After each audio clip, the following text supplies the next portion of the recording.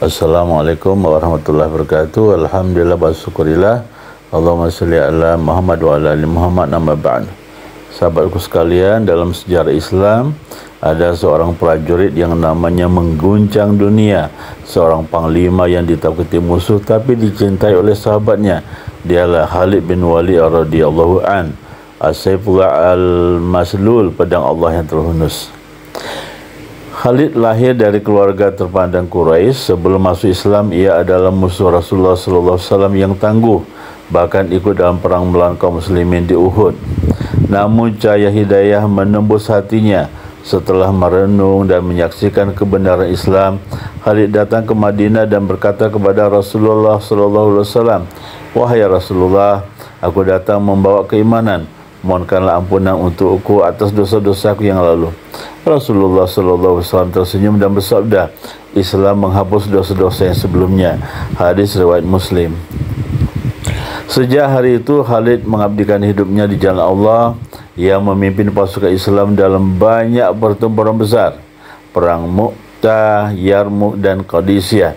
Di perang Mu'tah, ketika tiga panglima sebelumnya gugur, Khalid mengambil alih komando. Meski kalah jumlah, ia memimpin pasukan dengan strategi brilian hingga kaum muslimin selamat dari kehancuran. Sejak saat itu Rasulullah SAW memberinya gelar Khalid adalah pedang Allah yang terhunus. Sahabat sekalian, meski tak terkalahkan di medan perang, Khalid bin Walid tak pernah sombong. Ketika dicopot dari jabatannya oleh Khalifah Umar bin Khattab, ia tidak marah, tidak kecewa. Ia berkata dengan tenang, "Aku berperang bukan karena Umar, tapi karena Allah." Sikap ini menunjukkan keikhlasan dan kepemimpinan sejati. Setelah puluhan peperangan dan ratusan luka di tubuhnya, Khalid bin Walid wafat bukan di medan perang, tapi di atas tempat tidurnya. Dalam tangisnya ia berkata, "Aku telah ikut dalam begitu banyak pertempuran. Tak ada satupun bagian dari tubuhku yang tidak terkena sabetan pedang, tusukan tombak atau anak panah, namun kini aku mati di atas tempat tidurku seperti seekor unta mati." Ia menangis bukan karena takut mati, tapi karena rindu bertemu Allah di jalan jihad. Inilah Khalid bin Walid, sang legenda, panglima pemberani, simbol keteguhan dan keikhlasan. Dunia mengenalnya sebagai panglima yang tak terkalahkan, tapi di sisi Allah ia dikenal sebagai hamba yang tulus berjuang demi kalimatnya. Kemenangan sejati bukan karena kekuatan, tapi karena iman dan keikhlasan.